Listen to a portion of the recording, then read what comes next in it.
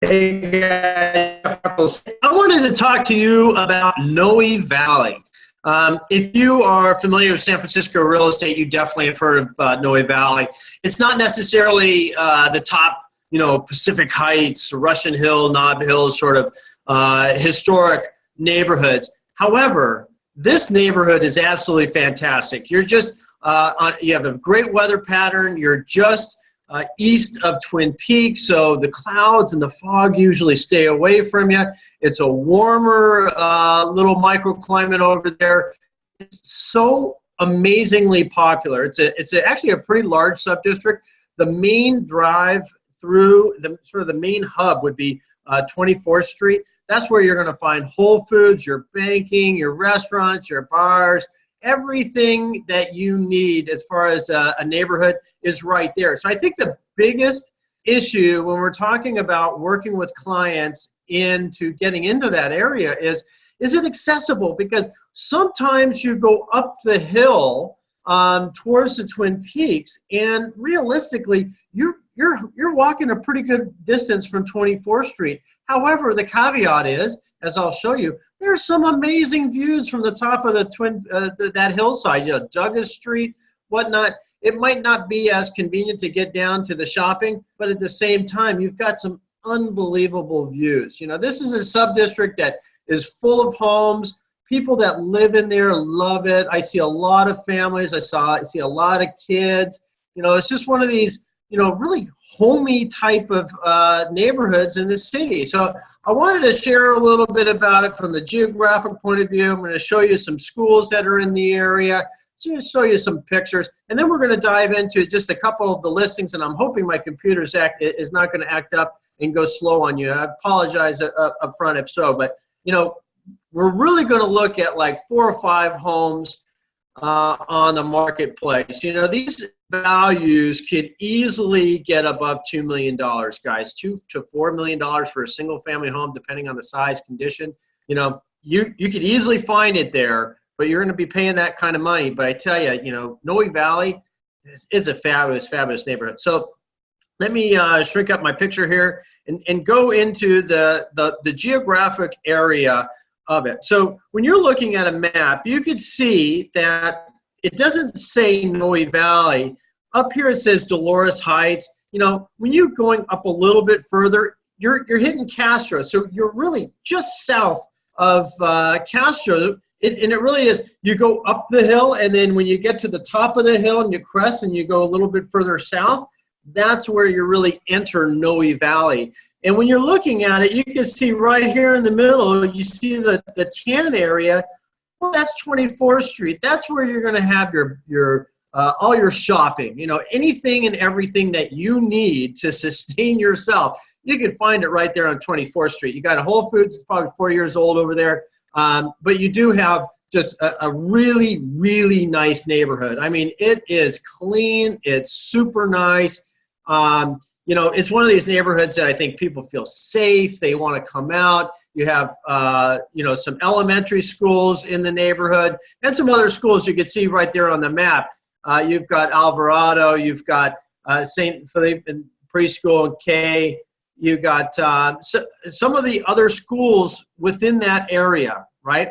But overall, I think it's really one of these really neighborhoody areas. The one thing I don't necessarily like as compared to like a Haight-Ashbury, where I lived for a number of years in Coal Valley, is I really liked being over on that side of the city, which is just on the other side of the hill. It's not too far away, but the access to the Golden Gate Park, the access to playgrounds. So if you have little ones, and that's the one thing that I think it's a little bit lacking. There are some playgrounds in the area, but it's not like you have the Golden Gate Park, some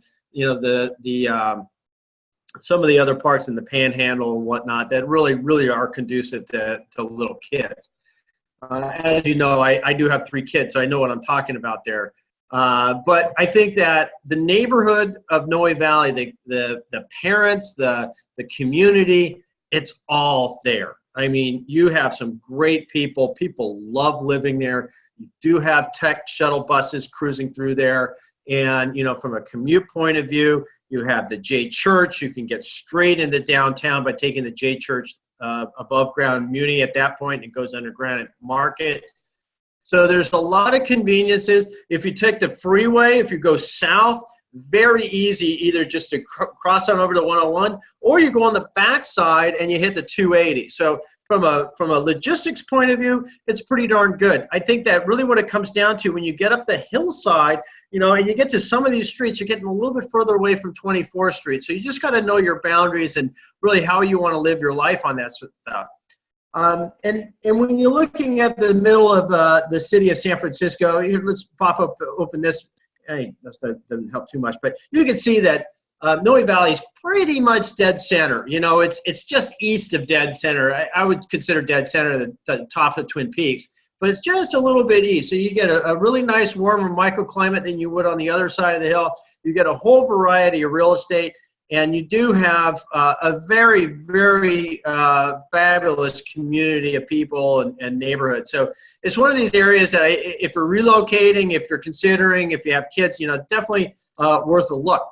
So let's get into some pictures. So I'm going to start off with this one house on Fair Oaks. It's actually a condo unit, lower floor unit. But, you know, it's listed for just about 1.5. Classic old Victorian unit. You know, sometimes, you know, the old Victorians, they're old Victorians. You know what to expect if you see enough of them. I think that it really comes down to when was it remodeled last? You know, sometimes you see these units that were relatively remodeled. Sometimes you have a remodel that doesn't really work with the unit. Sometimes you have something that does. Maybe something like this, so where it has, you know, clearly it's been renovated, but it still has a lot of character. You know, just the paint job on that alone, I thought it was really good, and that's one of the reasons why I want to show you. And Fair Oaks is like a very small, sort of smaller street. And really nice. I mean, you know, from a living point of view, it doesn't get too much worse than that.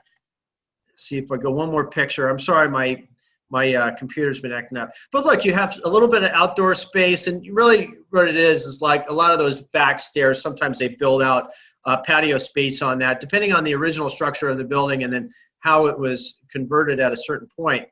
Let's go to another unit here. This, I think, was probably the best and the largest of the houses that we're going to take a look at. But look, it's up on Grandview. So, you know, this is a perfect example. This is what I wanted to show you. It's a perfect example of a building that, you know, great views, big building. Have fun walking up and down 24th Street. You're going to get a workout. So, you know, if you're carrying groceries, you're going to get a workout.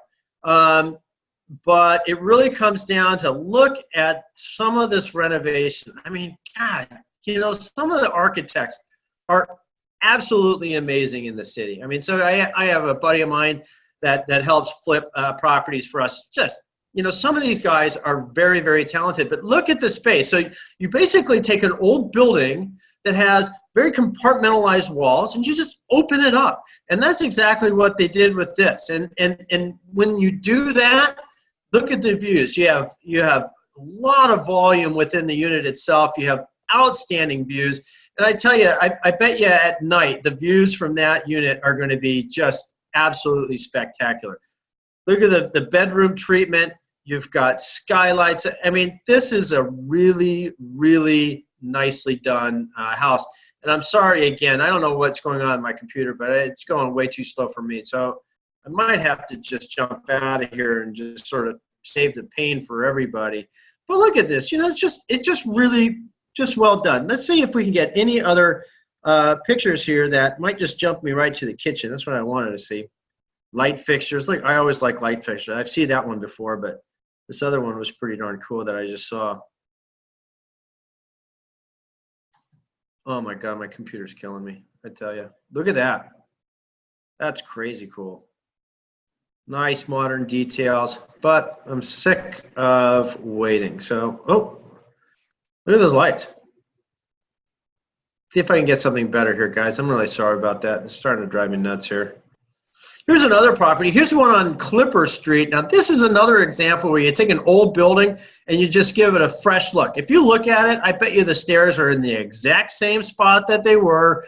garage door, same spot, sort of narrow garage space.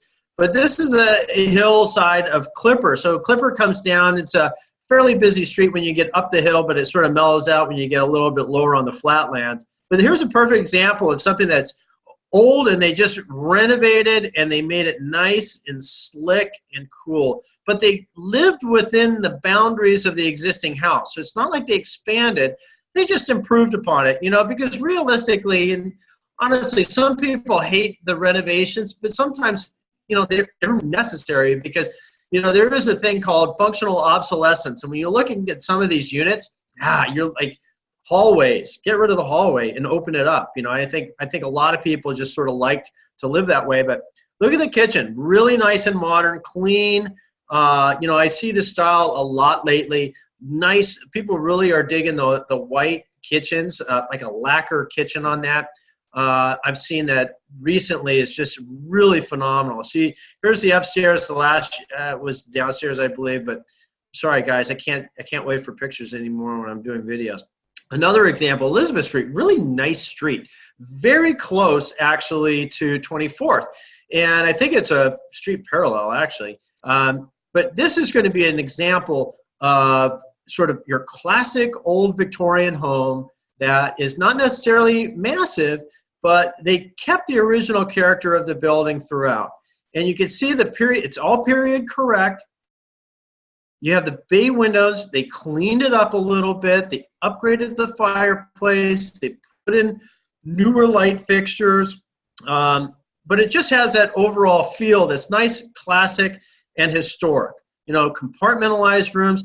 And then with the kitchen, they most likely probably took down a wall in there because it's a good-sized kitchen.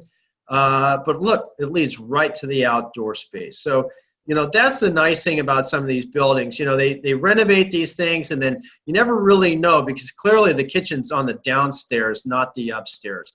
Yeah, the upstairs, downstairs master as well. And let's hit one more before my computer craps out completely. Diamond Street. Now this is once again up by Grandview. So it is going to be somewhat of a trek to get down. You are facing Twin Peaks. You got Twin Peaks views. But look at it. You know, you're at below $2 million for a single family home. You've got some outdoor space and it's a little bit more rustic of a home. But you're definitely in the neighborhood, you know, so it really comes down to, you know, what's your budget? And then, you know, what I always tell people is like, you know, find the neighborhoods that you really want to live in. And then you drill down from there. You know, you could have a fabulous house in whatever neighborhood, but if you don't like your neighborhood, then it's not really worth it to you personally, because if you don't really like your environment and your day-to-day commute and all of what your world looks around, it's just not going to really work very well. Guys, I'm getting tired of my computer going real slow. I'm going to have to refresh, maybe do some work on it. But I did want to just say, you know, Noe Valley at the end of the day is a great neighborhood.